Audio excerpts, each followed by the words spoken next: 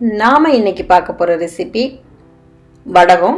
அதுவும் மிஞ்சி போன பழைய சாதத்திலிருந்து எப்படி இந்த வடகம் பண்ணலான்னு பார்க்கலாம் வாங்க. வடகம் பண்ண தேவையான பொருட்கள்: பழைய சாதம் 1 கப், காரத்துக்கு தேவையான பச்சை மிளகாய், ஜீரகம் 1/4 டீஸ்பூன், உப்பு. இவ்வளவுதாங்க இது செய்ய தேவையான பொருட்கள். ரொம்ப ஈஸியா இந்த வடகத்தை நாம பண்ணிடலாம்.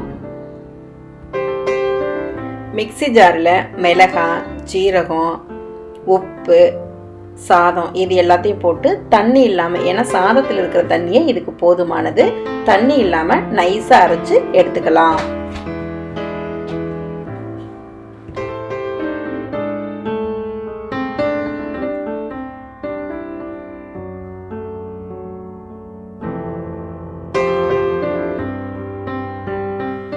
பாருங்க, நல்லா நைஸா அரைச்சாச்சு. இதை இப்ப நாம பவுலுக்கு மாத்திக்கலாம்.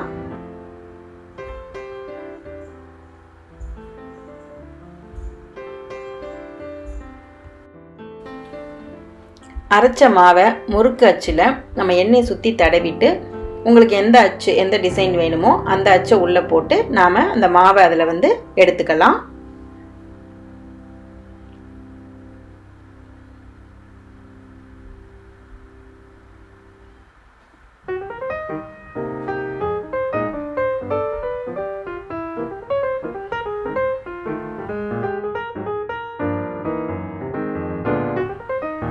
கீழே ஒரு பாயை விரிச்சு அது மேல ஒரு ஈர துணியை விரிச்சிட்டு இப்ப இதை நாம புழிஞ்சு விட்டுக்கலாம்.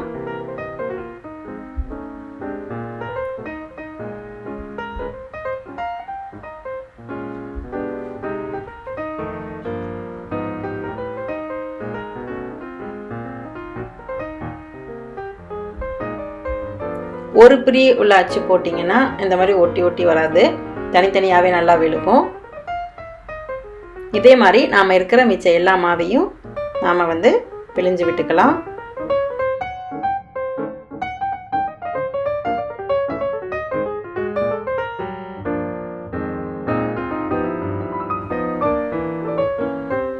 இது மாதிரி எல்லா மாவையும் பிழிஞ்சு வெயில்ல நம்ம காய வச்சுக்கலாம்.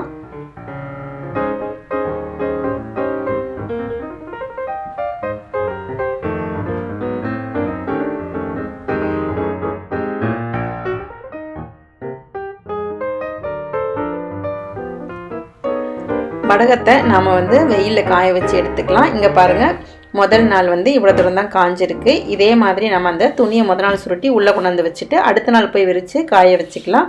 இதே மாதிரி இது காயறதுக்கு நல்ல வெயில் இருந்தா 3 நாள் போதுமானது. பாருங்க, 3ஆவது நாள் நல்லா காஞ்சு வத்தல் ஆயிடுச்சு. இப்ப நம்ம அந்த துணியிலேருந்து பிச்சு எடுத்துக்கலாம். நம்மளுடைய ட்ரை வடகம் ரெடி.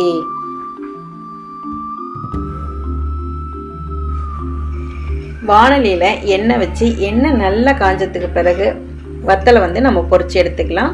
எண்ணெயில போட்ட உடனே டக்குன்னு இப்படி பொரிஞ்சு வரணும். அதனால வத்தல் அப்பளம் இது ரெண்டும் பொரிக்கிறதுக்கு அப்பவுமே நம்ம ஞாபகத்தில் வச்சுக்க வேண்டியது, எண்ணெய் நல்லா காஞ்சிருக்கணும். போட்ட உடனே அது டக்குன்னு மேலே வந்துடணும். அப்பதான் அது பொறணும், நல்லா மொறுமொறுன்னு இருக்கும். இல்லைன்னா கடுகடுன்னு இல்லை ஹார்டா இருக்கும் கடிக்கும் பொழுதே. நம்ம கூழ் வடகம் பண்ணுவோம் பாருங்களா, அரிசி மாவு எடுத்து கூழ் கிண்டி அந்த பண்றதை விட இந்த சாதத்துல வர்ற வடகம் பொறன்னு நல்ல கிறிஸ்பியா இருக்கும். சாதம் மிஞ்சி பேத்தே அப்படின்னு யோசிக்காதீங்க. எப்பயாவது சாதம் ரொம்ப மிஞ்சிடுச்சு அப்படின்னா இந்த மாதிரி ஒரு தடவை வடகம் பண்ணி பாருங்க.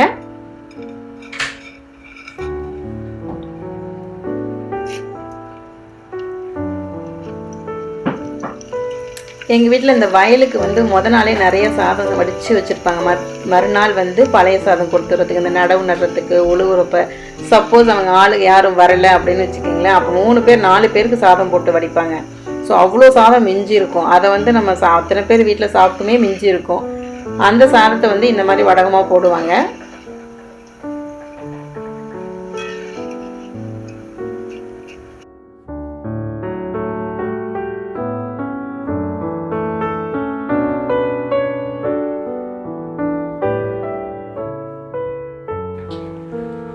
என்னங்க, ஒரு சிம்பிளான சுவையான சூப்பரான பழைய சாதத்திலேருந்து ஒரு வடகம் எப்படி பண்ணுறதுன்னு பார்த்தோம். If you like this recipe, share, comments, and subscribe. Samayal. Bye.